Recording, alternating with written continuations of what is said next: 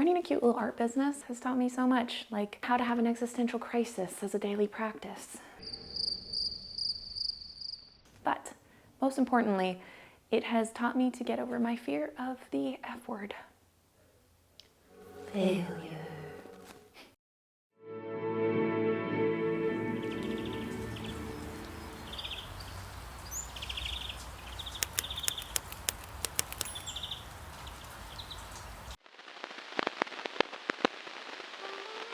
5 years ago, I opened my dream at the time small art business, selling stickers and prints and bookmarks, all that kind of good stationery stuff that was all the rage at the time during the pandemic. People had more money and people were like at home doing cute little hobbies and journaling and stuff. So my business started off well. For coming into this with no audience, with no experience, I'm not really naturally a social media person. I'm not someone who shares. I'm super reserved, I'm super introverted. And I just sort of plunged in and jumped in and went for it. And in the beginning, in the first 2 years, it was awesome. I got to connect with people and make friends and share online, and I just loved that. But then as time went on, I graduated from school and I was kind of like, okay, now what am I doing with my life? Went through all of the existential crises, didn't know where my shop fit into that. At the start of 2025, I was like, I'm gonna do everything. I'm gonna really work hard to make this business succeed. So I had some of the pieces in place, but other pieces were really not in place. And as the climate has gotten more and more hostile to small businesses, here in Canada, we've experienced a lot of little things. I don't know why I'm calling them little, they're big things that have really impacted a lot of small businesses. We had a postal strike. That was huge, and there might be more, who knows, it's chaotic. And then we have GDSP or whatever, global safety regulation, which has meant that a lot of small businesses, including my own, can no longer ship to Europe. And then we have the US tariff situation. The more rational choice for me at that point was to say, okay, I'm not getting sales, and my heart really wasn't in it anymore. It had been on life support for so long. It had fought so hard, but when it was time, I knew it was time. And like I said, I'm so much happier for it. I've really experienced an incredible new season in my art. And that's the thing about life, is you can always pivot, right? So be resilient, Here to be your life coach today. No, you don't want me as your life coach. Anyway, moving on. Mistake number 1. I didn't know what I wanted. I went into sticker making because it was what I was seeing other people doing. And if I looked down the line and was like, do I want to have a sticker shop in 5 years, 10 years? Do I want to make it big? Not really. I just wanted to make art and to share it with people. If I had gone into this business understanding better what I actually wanted, I wouldn't have had that tension that I struggled with for those 5 years of going, oh, I want to do this, I want to do that, I want to make stickers, maybe I want to be a children's book illustrator. I spent a year making a portfolio, and now that I'm really deeply intentional about what I want from my art, from my career, from my life as a whole picture, this whole holistic being that I am, I feel so much happier. If you have already started and are running a small business, it's so important to be intentional about everything that you do. If you just want your art to be seen, well, why do you want your art to be seen? What kind of art do you want to share that will connect with people, that will impact people? What is the deeper root underneath the surface? And as an exercise, as your homework, I really suggest you get out a paper and you write down, where do I want to be in 5 years, in 10 years?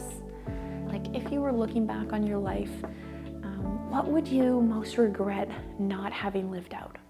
Okay, and mistake number 2, I didn't know who I was. The art that I was making was really just kind of about jumping on trends, this cute style that was very simplistic. I like cute stuff, I like cute art, but I never had an intrinsic strong taste for it. There's a critical difference there of things that you kind of like and are okay with drawing and enjoy, and they're maybe part of you, But then there are things that you're passionate about that light you up. And when I started leaning into the things that actually light me up, my art completely transformed. I grew up homeschooled, and I always felt like I was kind of on the outside because I didn't have all these experiences that other people had. I didn't go to school with other people and go to prom. So I felt like I was really different intrinsically. And then adding on like having weird interests, it just made me feel like such an outsider. I tried to hide it, and now that I'm leaning into that and I'm happy to wear little like sword earrings and just embrace the things that I love and I'm really truly passionate about, oh, life is so much better and my art is so much better and I feel so connected to it. So that is your exercise for this point, is to sit down and like just list out things that genuinely excite you. Like every time I think about like a dragon or like a freaking cool sword, I'm like, Mistake number 3, I was too shy to show myself on the internet. Like I did show my face on the internet, but I did not show my personality, my heart. I really wasn't connecting with people because I wasn't showing them anything to connect with. If you want to be seen by people, if you're trying to share art with the world, you are expressing your soul, then you need to be willing to push past the discomfort and accept that like you are a beautiful, glorious soul worth expressing and sharing, that people want to connect with you. When I refused to open up myself, I missed out on an incredible opportunity to be a light to someone else who was maybe similar to me, who maybe felt like they weren't good enough, who felt like they were weird. For whatever reason, they were hiding themselves. I lost the chance to connect with that person and show them that it was okay for them to be real. Listen, this is what the world needs. Like in this era of disconnect and loneliness and isolation, we crave that connection. Let people see who you really are. You don't have to hide it. Mistake number 4. I was so stressed out about cranking out product that I was inconsistent in timing and quality. So over the 5 years that I was running Starjoy Studio, one of my biggest marketing tactics was to disappear for months on end and not post anything. So here's the thing. Usually the quality of your work is not going to suffer because you don't care. I feel like as artists and creatives, like we care about these things. The quality of my actual products, okay, I stand by that. I've worked real hard on my designs. What I'm talking about is my marketing. My marketing, it was not great. So many times on the internet, people are like, you just need to create a lot of content. That is the secret to success. Just post 3 times a day and the algorithm will bless your sales and send you off on a journey. This is not accurate, okay? People are not going to want to follow you if all you're posting is not good. You have to take the time you need to make something that you're actually proud of. So 90% of the time when I was posting on social media, honestly, I was not happy with the quality of what I was putting out, but I just felt so stressed and so rushed. And so like, there's so much I'm juggling right now, I just need to throw something out there. And I would do that again and again and again without success, and then wonder like, why is my business failing? Content is art. And I really didn't realize that until recently, that like this is an opportunity to tell stories. This is an opportunity to make pretty images. Like that's all that I'm about. Like I'm a writer and an artist. I want to tell stories and make pretty images. So why am I not doing that on social media? Why am I treating my social media like it's this chore that I have to do? Mistake number 5, burnout. I feel like pretty much every creative knows the struggle of burnout. So I don't even know if I need to talk about it, but I'm gonna talk about it anyway. I would have these massive shop updates where I would release like 80 products at a time, like so many products. And I would push myself to do these like regularly, like sometimes I would do like every single month, I would do a new shop update. And for the longest time, like I was pushing myself out of fear.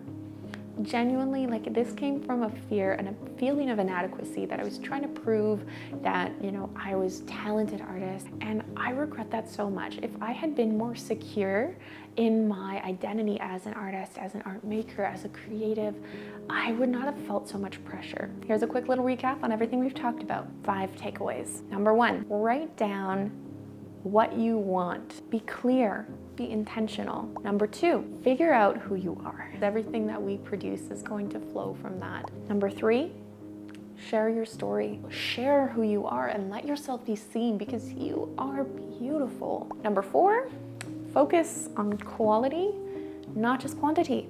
Number 5, please take care of yourself. You are enough just as you are. You don't need to push yourself past what you can handle. For the longest time, I kept pushing myself forward even when it didn't feel right, because the fear of failing, it paralyzed me. I was afraid that if I did give up, it would mean that I, not my business, I was a failure, that I wasn't a real artist and never had been, because my art didn't succeed wildly and the internet didn't give me its seal of approval. So, aw shucks, that's it. Game over, 3 strikes, you're out. But that's not the reality of the world. That's not how things work here. Like, you can just start again. Learning only comes when we fail, when we can't do something. That's what gets us from here to there, is looking at that gap. The moment that I let go was so hard, but that started me on a journey of breakthrough, realizing that I do want to be an artist. I want to make art that creates this feeling in people of imagination and wonder and magic, that there's more to life than the gray and the concrete that we don't always take the time to stop and see. So yeah, sometimes you need to let things go so that you can be lifted higher. So if you've ever felt like your failures mean you are a failure, I want you to know that's a lie. A human being cannot be a failure. You wake up every day and you have a chance to start again. Thank you so much for watching. I hope you enjoyed this video. Please like, comment, subscribe, and I hope you have a gloriously creative day.